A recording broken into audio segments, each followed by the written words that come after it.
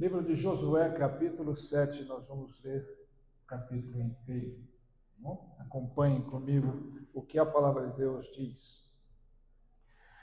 Prevaricaram os filhos de Israel nas coisas condenadas, porque Acã, filho de Carmi, filho de Zabdi, filho de Zera, da tribo de Judá, tomou das coisas condenadas. A ira do Senhor se acendeu contra os filhos de Israel. Enviando, pois, Josué de Jericó alguns homens a Ai, que está junto a Bet-Aven, ao oriente de Betel, falou-lhes, dizendo: Subi, espiai a terra. Subiram, pois, aqueles homens e espiaram. Ai, e voltaram a Josué e lhe disseram: Não suba todo o povo, subam uns 2.000 ou 3.000 homens a ferir Ai. Não fatigueis ali todo o povo, porque são poucos os inimigos. Assim subiram lá do povo uns 3.000 homens, os quais fugiram diante dos homens de Ai. Os homens de Ai feriram deles uns 36, e aos outros perseguiram desde a porta até as pedreiras e os derrotaram na descida. E o coração do povo se derreteu e se tornou como água. Então Josué rasgou as suas vestes e se prostrou em terra, sobre o rosto perante a arca do Senhor até a tarde, ele e os anciãos de Israel. E deitaram pó sobre a cabeça. Disse Josué: Senhor Deus, por que fizeste esse povo passar o Jordão para nos entregares nas mãos dos amorreus, para nos fazerem perecer? Tomara nos contentáramos como ficarmos da além do Jordão. Senhor, que direi? Pois Israel virou as costas diante dos seus inimigos. Ouvindo isso, os cananeus e todos os moradores da terra nos cercarão e desraigarão o nosso nome da terra. Então, que farás ao teu grande nome? Então disse o Senhor a Josué: Levanta-te, porque estás prostrado assim sobre o rosto? Israel pecou e violaram a minha aliança, aquilo que eu lhes ordenara, pois tomaram das coisas condenadas e furtaram e dissimularam, e até debaixo da sua bagagem o puseram. Pelo que os filhos de Israel não puderam resistir aos seus inimigos. Viraram as costas diante deles, porquanto Israel se fizera condenar. Já não serei convosco, senão eliminardes do vosso meio a coisa roubada. Dispõe-te, santifica o povo e dize: santificai-vos para amanhã, porque assim diz o Senhor Deus de Israel: há coisas condenadas no vosso meio, ó Israel. Aos vossos inimigos não poderei resistir, enquanto não eliminardes do vosso meio as coisas condenadas. Pela manhã, pois, vos chegareis segundo as vossas tribos, e será que a tribo que o Senhor designar, por sorte chegará, segundo as famílias, e a família que o Senhor designar se chegará por casas. E a casa que o Senhor designar, se chegará homem por homem, aquele que for achado com a coisa condenada será queimado, ele e tudo quanto tiver, porquanto violou a aliança do Senhor e fez loucura em Israel. Então Josué se levantou de madrugada e fez chegar a Israel, segundo as suas tribos, e caiu a sorte sobre a tribo de Judá. Fazendo chegar a tribo de Judá, caiu sobre a família dos Zeraitas. Fazendo chegar a família dos Zeraitas, homem por homem, caiu sobre Zabdi. Fazendo chegar a sua casa, homem por homem, caiu sobre Acã, filho de Carmi, filho de Zabdi, filho de Zerá, da tribo de Judá. Então disse Josué a Acã: Filho meu, dá glória ao Senhor Deus de Israel, e a ele rende louvores, e declara-me agora o que fizeste. Não me ocultes. Respondeu Acã a Josué e disse: verdadeiramente pequei contra o Senhor, Deus de Israel, e fiz assim e assim. Quando vi entre os despojos uma boa capa babilônica e 200 siclos de prata e uma barra de ouro do peso de 50 siclos, cobicei-os e tomei-os, e eis que estão escondidos na terra no meio da minha tenda, e a prata por baixo. Então Josué enviou mensageiros que foram correndo à tenda, e eis que tudo estava escondido nela, e a prata por baixo. Tomaram, pois, aquelas coisas do meio da tenda, e as trouxeram a Josué e a todos os filhos de Israel, e as colocaram perante o Senhor. Então Josué e todo Israel com ele tomaram Acã, filho de Zerá, e a prata, e a capa, e a barra de ouro, seus filhos e suas filhas, e seus bois, e seus jumentos, e suas ovelhas, e sua tenda, e tudo quanto tinha, e levaram-nos ao vale de Acor. Disse Josué: por que nos contristaste? O Senhor hoje te conturbará. E todo Israel o apedrejou, e depois de apedrejá-los, queimou-os, e levantaram sobre ele um montão de pedras que permanece até o dia de hoje. Assim o Senhor apagou o furor da sua ira, pelo que aquele lugar se chama o Vale de Acor até o dia de hoje. Amém? Fecha os teus olhos, vamos ter uma palavra de oração. Ó Deus, obrigado pela leitura da tua palavra, pelo livre acesso. Fala, Senhor, conosco. Precisamos ouvi-lo, precisamos sentir tudo aquilo que o Senhor tem para nós nessa manhã. Ministra, Senhor, mesmo em nossos corações, de tal maneira que possamos sair daqui diferentes da forma que entramos. Não só apenas conscientes, mas dispostos, Senhor, a fazer aquilo que a Tua palavra determina nas nossas vidas. Oro e agradeço em nome de Jesus. Amém. Amém. Sua vida espiritual, sua caminhada cristã, está no nível que você deseja, que você entende ser bom? É claro que se nós formos sinceros, nós estamos muito aquém daquilo que nós podíamos estar. Por que a nossa vida não segue os padrões de Deus e não alcança o nível das promessas de Deus? Por que vivemos tão aquém das riquezas e da verdadeira prosperidade que o Senhor nos dá na sua palavra, nas suas promessas? Porque ainda comemos de migalhas como podemos comer o banquete que o Senhor põe na sua mesa para nós? Qual é a causa efetiva disso? Qual é a causa da nossa fraqueza na fé? Qual é a causa da nossa incapacidade de vivermos muito mais plenamente as promessas de Deus, de crescermos na graça e no conhecimento de Jesus Cristo, como a carta do apóstolo Pedro termina dizendo: crescei na graça e no conhecimento de Jesus. Vários fatores nós podíamos falar aqui, mas eu quero citar 5 e talvez dar uma sequência disso para que nós entendamos, e para isso precisamos estar mais atentos e dispostos a ouvir. Para isso nós precisamos estar mais atentos e dispostos a não adormecer, a não nos distrair. Eu quero citar 5 fatores que eu já outras vezes já falei aqui. 5 fatores que impedem e obstruem o nosso crescimento espiritual, nosso desenvolvimento, nossa maturidade espiritual, nosso progresso, como resposta dessa vida espiritual. O primeiro deles é a falta de um senso mais profundo de pecado. O segundo deles é a falta de uma fé mais robusta e real.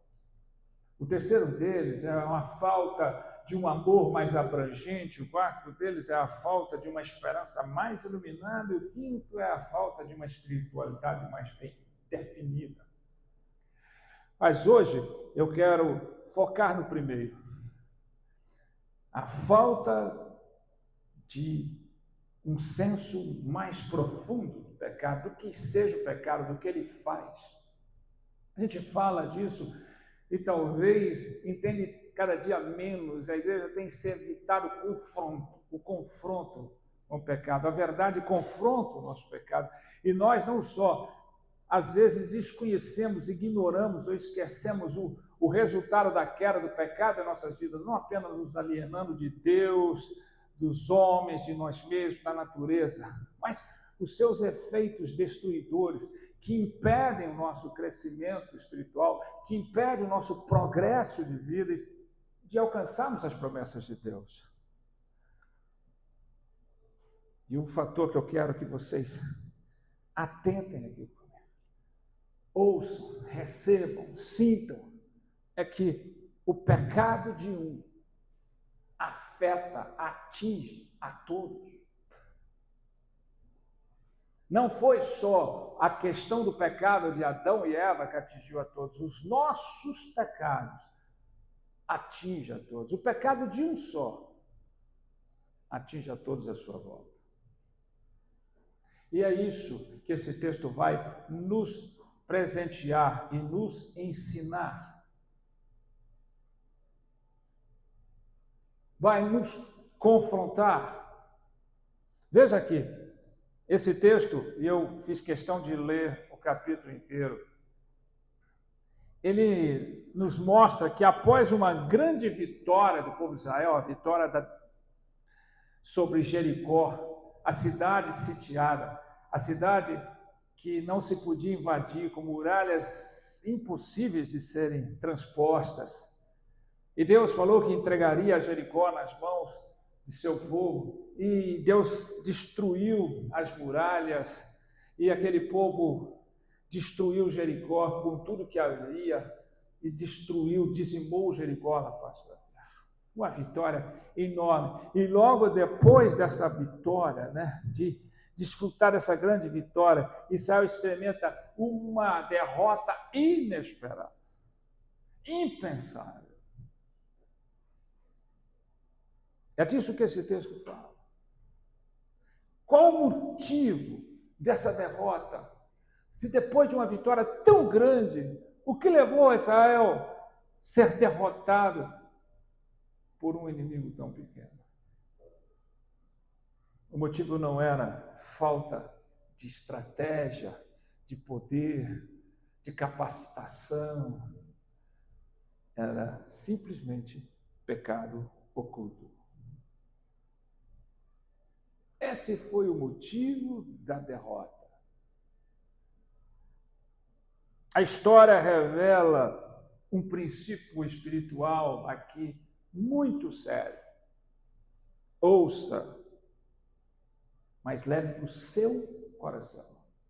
Qual é esse princípio muito sério? O pecado nunca é apenas individual. Ele sempre respinga no coletivo. O pecado nunca é individual.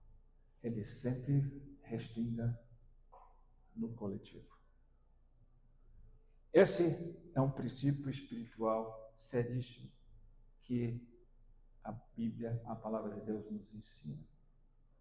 Então vamos lá, vamos aprender, vamos absorver esses ensinamentos, vamos sentir o que Deus quer falar conosco hoje. Primeiro, o pecado individual é um problema coletivo, é a primeira coisa. O pecado individual é um problema coletivo. Veja o que ele diz no versículo 11, Israel pecou. Ele não disse, Acã pecou sozinho. Ele disse, Israel pecou. Ele não se referiu ao pecado de um... E Deus sabia que era, ou não? Você tem a dúvida. Deus não sabe quem está pecando, Deus conhece qualquer, não há nada que nós possamos esconder dos olhos de Deus. E ele não disse, foi fulano, foi esse, foi aquele. Ele disse, Israel pecou, todo Israel pecou. Versículo 11. No corpo, quando o membro adoece, todo o corpo sente. Ou não é? Nós somos feitos, o corpo é feito de membros interdependentes. Então, se você machuca uma mão, não é só a mão que sente, todo o corpo é atingido por isso. Não é ou não? Se adoece uma parte, todo o corpo é atingido. Todo o corpo sente. Da mesma forma, quando um membro de um corpo é honrado, todos sentem, Se você receber uma massaginha gostosa nas costas, não é só as costas que vão agradecer, o corpo inteiro vai agradecer. Então não adianta, é assim na vida. Pecados ocultos, escondidos, mascarados, eles afetam família, afetam a igreja, afetam a liderança. Não adianta. Não adianta pensar que eles afetam só, única e exclusivamente você. Não, é comigo mesmo, é só eu. É uma ignorância pensar assim. Não existe pecado privado para Deus. Escreve isso no seu coração. Não existe pecado privado para Deus. Essa é a primeira lição aqui. A segunda lição: o pecado rouba a presença e a força espiritual. Lembra? Nós estamos tratando do senso que nós temos do pecado, um senso mais profundo, para não ficar no raso, na superfície. O pecado rouba a presença e a força espiritual. Israel era mais forte, muito mais poderoso do que Ai, mas foi derrotado. Veja, quando Josué manda eles espiar Ai, depois da vitória sobre Jericó, para ver o que eles iam fazer, o que o relatório trouxe? Não. Lá, pode mandar 2 a 3 mil homens, está bom demais, não precisa nem colocar o exército, não. Bota só 2 ou 3 mil homens e acabamos com eles em meia hora. É tipo um jogo de futebol, que você tem um time tão mais forte que o outro, tão mais poderoso, você fala assim, traz os juvenis ganham dele de goleada. Já pôr o time, não descansa o time profissional, descansa os reservas, põe lá os juvenis. Era isso que o relatório dizia. Era isso que a realidade ensinava. Mas eles foram derrotados. O problema que a gente aprende aqui não é o inimigo. Qual foi o problema dele ser derrotado? O inimigo era tão forte assim? O inimigo era terrível? O inimigo... Não era o inimigo o problema. O inimigo era muito fraco. O problema era a ausência da presença de Deus. Ninguém consegue êxito na ausência de Deus. Esse era o problema. O pecado funciona, gente, como uma criptonita espiritual. Lembra da criptonita? Aquela pedra verde, aquele minério verde que enfraquecia o Superman. Né? Superman tinha poderes sobrenaturais. Uau, era forte, tinha visão de raio e lá vai muitas coisas. Mas quando punha um criptonita perto dele, ele enfraquecia todos aqueles poderes, cessavam, e ele ficava mais fraco do que um homem natural. O pecado é essa criptonita do cristão. O que ele faz? Ele enfraquece a fé, primeira coisa. Aquele que está vivendo um pecado oculto vai ficando fraquinho na fé. Não tem aquela fé robusta. 2, ele rouba a autoridade espiritual. Você não tem autoridade. Já viu aquelas pessoas que não conseguem falar de Deus para os outros? Eu não sei o que, por quê? Não tem autoridade nem para orar, nem para clamar, nem para orar para os outros. Conhece alguém assim? Terceiro, o que o pecado faz como criptonita espiritual? Paralisa o avanço. Você não progride, você não avança, você não vai para frente. Você fica na inércia da vida, da fé. Isso aqui o pecado faz e age como criptonita espiritual. Então lembra disso, não é o tamanho do inimigo que nos derrota, é a ausência da presença de Deus. Amém? Terceira questão que essa passagem nos ensina. O pecado traz consequências que vão além do indivíduo. Isso, muitas vezes as pessoas se esquecem. Lembra que não existe para Deus pecado privado e que o pecado de um atinge o coletivo. A história diz que 36 homens morreram por causa desse pecado na guerra ali. 36 homens. 36 famílias sofreram com a morte de seu ente querido. Quando eles voltaram, além da derrota, trouxeram 36 mortos. Um pecado individual causou isso. Outra coisa, a família de Acã também foi atingida.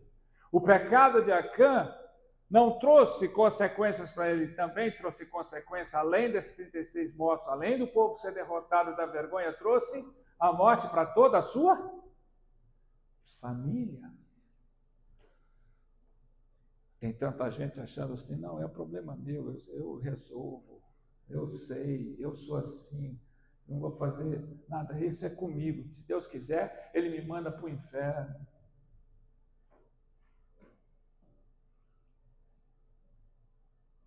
O pecado sempre cobra um preço maior do que parece. Esse é um engano daqueles que acham que o pecado não é tão grave como dizem e não precisa ser tão confrontado como dizem, pode ser tolerado. Veja aqui, o preço que ele acomete, que nós aprendemos com essa passagem. Primeiro, ele atinge pessoas inocentes.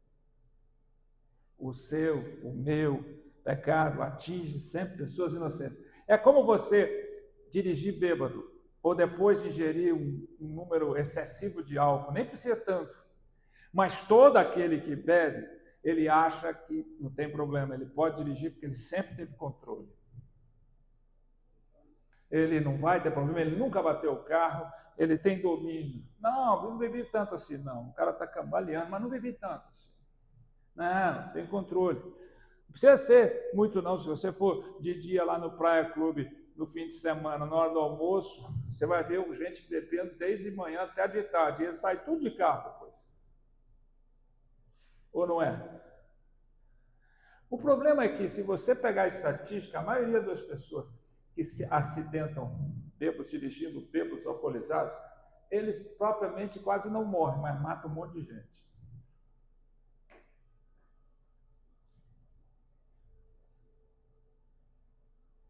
Atropelam, matam. Todo dia a gente ouve uma história dessa. É o drogado que sai lá disputando racha com outro carro, é o cara que achou que não estava bêbado, de repente não tem reflexo, bate e ele atinge inocente. Porque ele acha, ele continua vivendo aquilo. Não tem problema.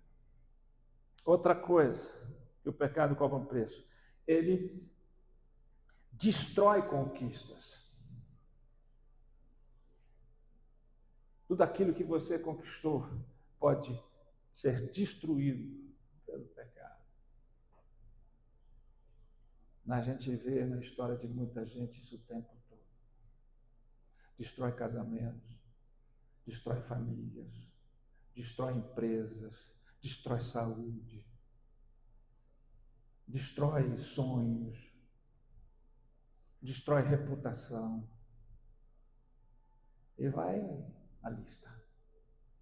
Terceiro, o preço alto que o pecado cobra, ele interrompe promessas. Você não alcança as promessas de Deus. Por isso que tem muita gente frequentando igreja, orando, jejuando, fazendo anos e anos, mas não vive as promessas de Deus. Aí ele acha que tem alguma coisa errada com Deus ou com as suas promessas. Não era para ele.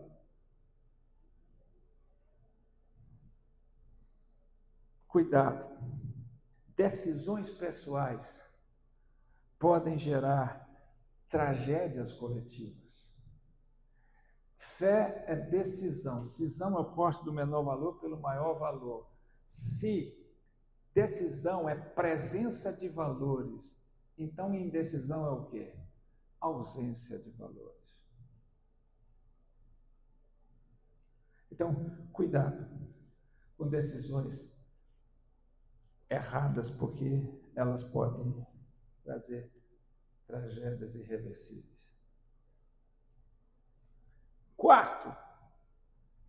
Quarta coisa que esse texto nos ensina. Lembra-se que nós estamos tentando nos aprofundar, ter um senso mais profundo do pecado e sair dessa superficialidade, achar que é uma nomenclatura religiosa que não tem nada a ver com as nossas vidas. Né? O mundo não precisa tanto de pessoas competentes, inteligentes, capacitadas. O mundo precisa de muito mais pessoas profundas. Vamos lá para o quarto. O pecado precisa ser tratado com seriedade. Esse é o problema da igreja atual. Ela não trata o pecado com a seriedade devida. Não confronta. Ah, não. Porque se eu for tratar o pecado com a seriedade e confrontar, eu vou perder popularidade. Vou perder membros. Vão se incomodar, né? Deus não ignorou o pecado.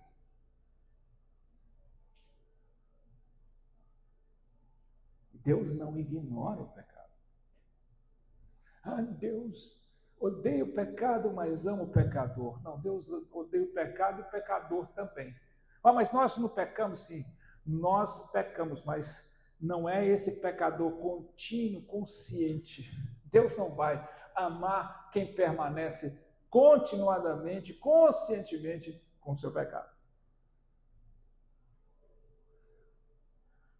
Foi necessário fazer o quê? Deus chegou, deixou eles ir, deixa eles ir. Dançaram, chegaram, questionaram Deus, que vergonha, o povo vai pensar o quê? Virou as costas e não sei o quê. Onde o senhor estava? O senhor não está me vendo? Deus declarou nesse texto, foi necessário expor o pecado. Confessar o pecado e remover o pecado. Essas três coisas caminham juntas. Não foi, Deus não falou assim, vai lá, faz uma oração que eu vou santificar, e aí vocês voltam lá e vai guerrear e vai ganhar a guerra de novo. Não precisa não, nós vamos, faz um jejum, né? A igreja tem mania disso, o troço está pegando feio, não vai para frente, não consegue, não. Vamos fazer um jejum, vamos fazer oração, vamos fazer uma campanha. Tá? A igreja está cheia de campanha, que Deus vai abençoar. É o populismo, é a superficialidade, é o trato sem seriedade daquilo que é pecado. Veja que não vai haver restauração sem confronto com o pecado. Não há restauração sem confronto com o pecado. Se você vê a igreja não confrontar o pecado, não haverá restauração. Não adianta fazer campanha, não adianta fazer jejum, não adianta fazer isso, fazer aquilo, não adianta mudar de assunto, não adianta inventar outras coisas, não adianta pintar de outra cor, não adianta nada disso.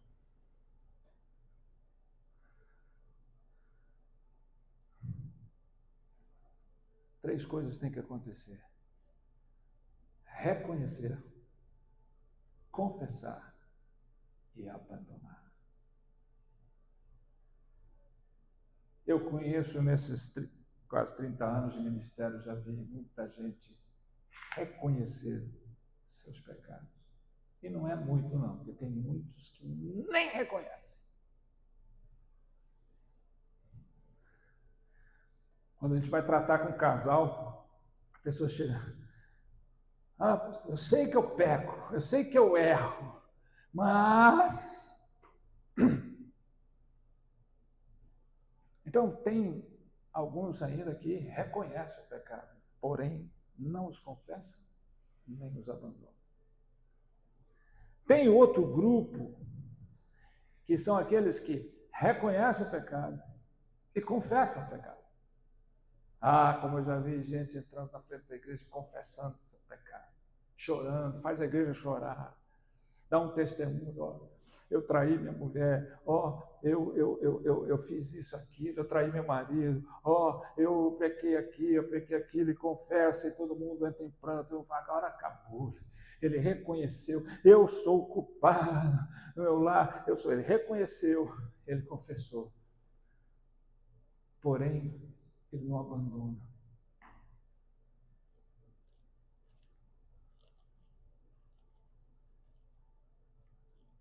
A restauração não vem por etapas e não vem pelas metades. A restauração só vem se você cumprir as 3 etapas: reconhecer, confessar e abandonar. Se você apenas reconhecer, não adianta nada. Você vai ser abraçado pela igreja e falar, está vendo, meu irmão? Fica firme, Deus sabe, você reconheceu que você está pecando. Beleza, já está bom demais. O outro ainda reconheceu e confessou, olha, eu traí, eu menti, eu roubei, eu desfalquei. Meu irmão, você confessou, você é um cara corajoso. Agora deixa Deus te tratar. Deus não vai tratar só porque você reconheceu, só porque você confessou. E se você entrar nessa balela, mentira de igreja que diz que é só assim, você vai se dar mal. Deus só vai se restaurar se você abandonar esse pecado. Não adianta só reconhecer ou reconhecer e confessar sem abandonar. Veja aqui o capítulo 8, depois vocês vão ver. É o capítulo em que houve, porque ali Deus levou, eles foram procurar até achar homem por homem, a chegar em Acã. Foram até a tribo, a família, e foram descendo até achar o... Aí houve a confissão, e aí foi a disciplina de Deus. Aí Deus restaurou. No capítulo 8, a restauração vem após a purificação. Houve a purificação. Houve o estabelecimento daquilo que Deus ordenara. E no capítulo 8, no versículo 1, depois que o pecado foi tratado, Deus volta a falar. Tem gente que diz assim, eu não ouço Deus falar comigo. Deus volta a falar e ele diz, não temas. Ele diz, levanta. Aí ele declara. A presença de Deus é restaurada. Depois do tratamento. E a vitória volta a ser possível. Concluindo. O pecado de um afetou toda a nação. O pecado de um afetou toda a nação. Se você pensa que o seu pecado é só problema seu, de que ele só faz mal para você, você está super enganado. 2. O que parecia escondido, mascarado, trouxe derrota pública. Todo o povo foi exposto e derrotado.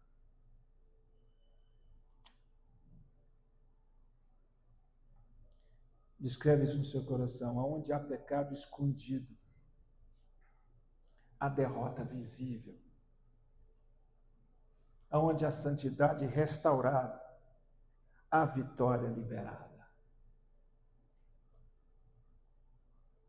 Não esconda seu pecado, porque a derrota vai ser visível para você e para quem te cerca.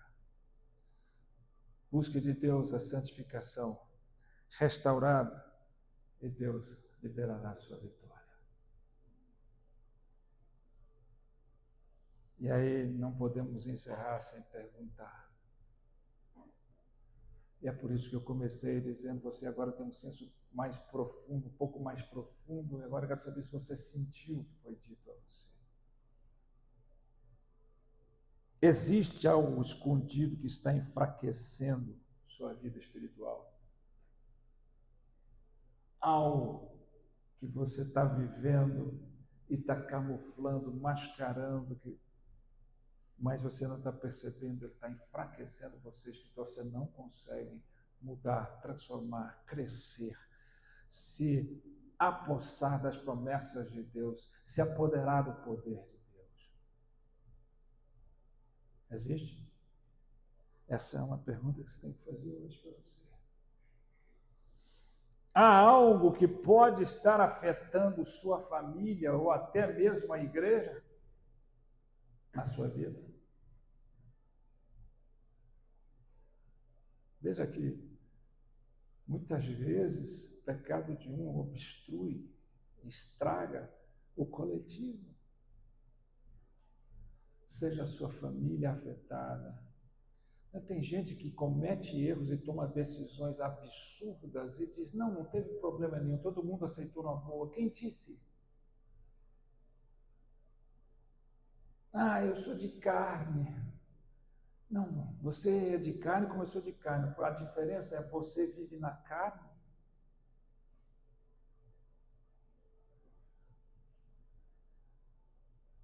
Hoje é dia de remover essa criptonite espiritual. Remova essa criptonite espiritual da sua vida. Essa criptonita que te faz enfraquecer, que te faz enfraquecer na fé, perder a autoridade espiritual.